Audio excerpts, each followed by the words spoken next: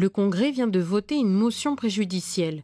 L'objet, reporter la séance prévue sur le dernier rapport de la Chambre territoriale des comptes sur les frais de déplacement des élus.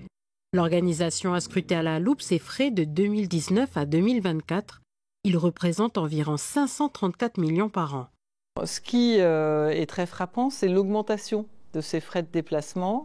Les frais de déplacement ont d'abord significativement diminué pendant la crise sanitaire, forcément en 2020-2021, puisqu'on ne pouvait plus se déplacer.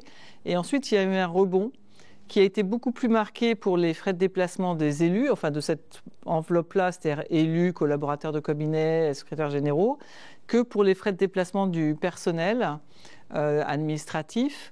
Et on constatait notamment que les frais de déplacement des élus ont dépassé en moyenne en 2022-2023 de 16% le niveau qu'ils avaient atteint en 2019.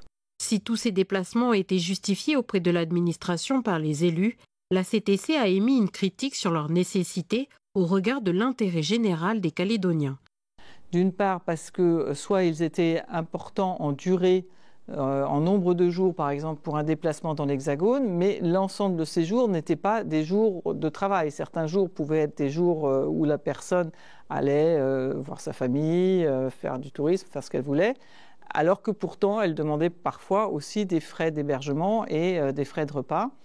Ou alors, on s'est aussi posé la question de savoir si certains de ces déplacements étaient justifiés, au sens où est-ce qu'il est de l'intérêt général des collectivités d'envoyer plusieurs personnes, jusqu'à 4 personnes par exemple, devant des instances telles que les Nations Unies ou pour les débats à Paris sur l'avenir institutionnel de la Nouvelle-Calédonie. Autre critique émise par la CTC, le mode de remboursement de certains de ces frais. Un certain nombre de frais étaient remboursés de façon forfaitaire et avec des plafonds relativement élevés. Donc une de nos recommandations était que les collectivités, les institutions concernées puissent revoir leur délibération encadrant le remboursement des frais de déplacement pour passer à un système de remboursement qui soit dans tous les cas sur facture et plafonné à un niveau moins élevé. Une recommandation prise en compte par certaines collectivités. Au total, la CTC en a formulé 6. Reste à voir si elles seront toutes mises en œuvre par les élus.